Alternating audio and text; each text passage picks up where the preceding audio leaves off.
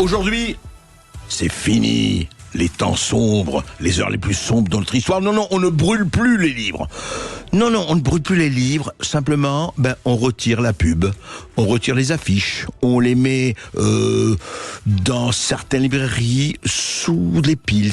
Il faut les chercher. Vous voyez, on est en démocratie. Sud Radio Berkov dans tous ses états. Les perles du jour. Moustaki était là, si Moustaki était là, je me demande ce qu'il dirait de voir des conférences annulées de part et d'autre. Je veux dire que nous, on dit la liberté, elle ne se divise pas, on le dit toujours sur Sud Radio, vous le savez.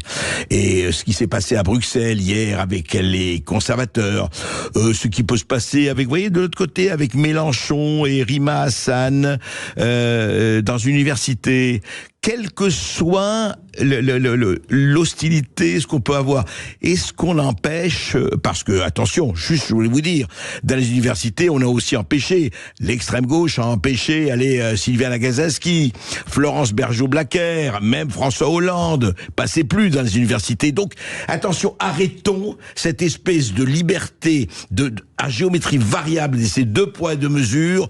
On est content quand ce sont les nôtres, et on hurle à l'oppression quand ce sont effectivement de l'autre côté, donc lamentable. Et qu'est-ce qu'il y a eu comme exemple ? Eh bien, vous allez l'écouter tout de suite. Sud Radio Berkov dans tous ses états. La bagarre, je ne sais pas si c'est de la bagarre, c'est que on parlait de la mairie de Paris. Et de la mairie de Paris, effectivement, le premier adjoint, d'Anne Hidalgo, Emmanuel Grégoire, a dit, écoutez, il y a quelque chose qui ne va pas du tout. Ils ont été interpellés. Comment peut-on tolérer une publicité transphobe à Paris ? Et il y a, vous savez, le livre Starmania, nous avions reçu lundi dernier, Marguerite Stern et Dora Muto, pour leur livre Starmania. On peut être pour, on peut être contre, on peut en discuter. C'est un livre, une véritable enquête où il y a énormément de choses. D'ailleurs, vous les auditeurs, les résidents de Sud Radio, vous avez réagi très fortement à notre émission. Et plutôt d'ailleurs positivement, mais peu importe. Non. Alors, dit voilà, c'est pas possible que des panneaux publicitaires sur la ville de Paris et peut-être ailleurs fassent la promotion d'un livre propageant un discours de haine envers les personnes transgenres. Honnêtement, moi j'ai lu le livre, il n'y a pas de discours de haine. Il y a effectivement des réserves très nettes à l'égard des changements, etc., pour des tas de raisons.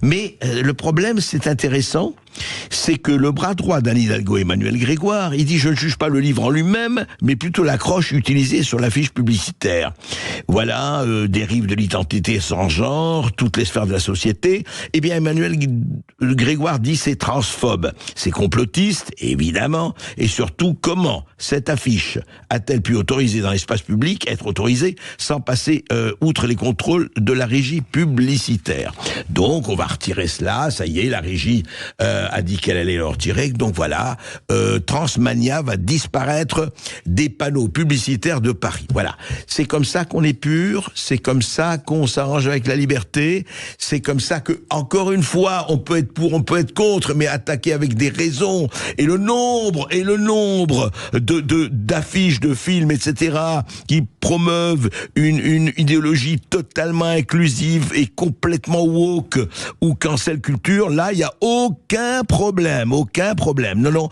mais c'est de l'autre côté, alors attention, il y a des problèmes. Faites ce que je dis, ne faites pas ce que je fais. 2 poids, 2 mesures.